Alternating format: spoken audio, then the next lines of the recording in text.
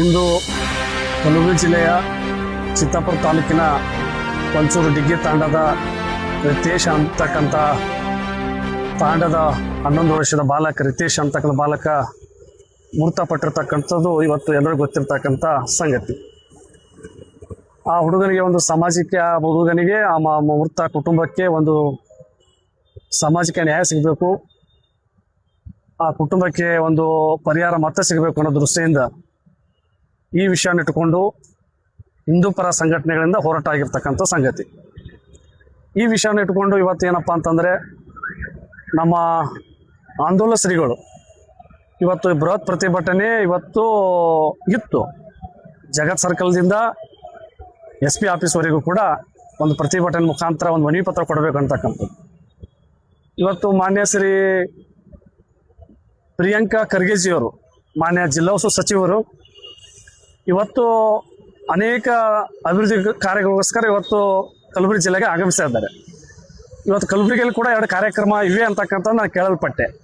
ಈ ನಿಮಿತ್ತವಾಗಿ ನಮ್ಮ ಹಿಂದೂ ಪರ ಸಂಘಟನೆ ಹೋರಾಟಗಾರರಿಗೆ ಒಂದು ಸಾಮಾಜಿಕ ನ್ಯಾಯಕ್ಕೋಸ್ಕರ ಹೋರಾಟ ಮಾಡಲಿಕ್ಕೆ, ಒಂದು ಪ್ರತಿಭಟನೆ ಮಾಡಲಿಕ್ಕೆ ಅವಕಾಶ ಮಾಡಿಕೊಡ್ತಾ ಇಲ್ಲ.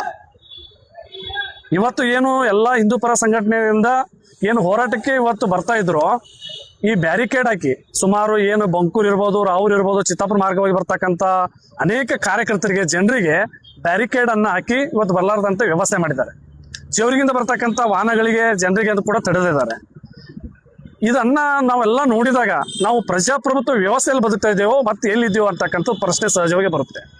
ಡಾಕ್ಟರ್ ಬಾಬಾ ಸಾಹೇಬ್ ಅಂಬೇಡ್ಕರ್ ಕೊಟ್ಟಿರ್ತಕ್ಕಂಥ ಸಂವಿಧಾನವನ್ನ, ಪ್ರಜಾಪ್ರಭುತ್ವ ಮೌಲ್ಯಗಳನ್ನ ಗಾಳಿಗೆ ತೂರಿ ಇವತ್ತು ಹೋರಾಟ ಮಾಡ್ತಕ್ಕಂಥ ಹಕ್ಕನ್ನ ಕಸಿದುಕೊಳ್ತಕ್ಕಂಥದ್ದು ಇದು ಸಮಾಜದ ವಿರೋಧ ಆಗುತ್ತದೆ, ಇದು ಪ್ರಜಾಪ್ರಭುತ್ವ ವಿರೋಧ ಆಗ್ತದೆ, ಇದು ಸರಿಯಲ್ಲ.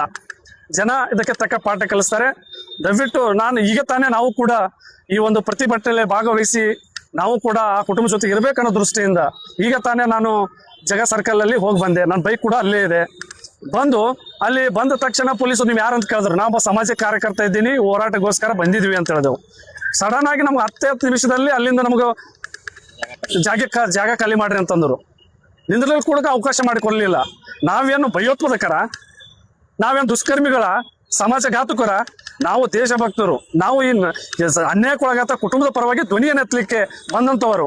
ನಮಗೆ ಈ ರೀತಿ ನಡ್ಕೊಳ್ಳೋದು ಸರಿಯಲ್ಲ ಅಂತಕ್ಕಂಥದ್ದು ಮಾತನ್ನ ಈ ನಿಮ್ಮ ಮೀಡಿಯಾ ಮುಖಾಂತರ ಹೇಳಿಕ್ಕೆ ಇಷ್ಟಪಡ್ತೇನೆ. ಕಲಬುರಗಿ ಜನ ಕೂಡ ಪ್ರಜ್ಞಾವಂತರಿದ್ದಾರೆ. ನನ್ನ ಹೆಸರು ಬಸವರಾಜ್ ಮದ್ರಿಕಿ. ನಾನು BJPಯ ಮಾಜಿ ಜಿಲ್ಲಾ ಪ್ರಧಾನ ಕಾರ್ಯದರ್ಶಿ OBC ಮೋರ್ಚಾ.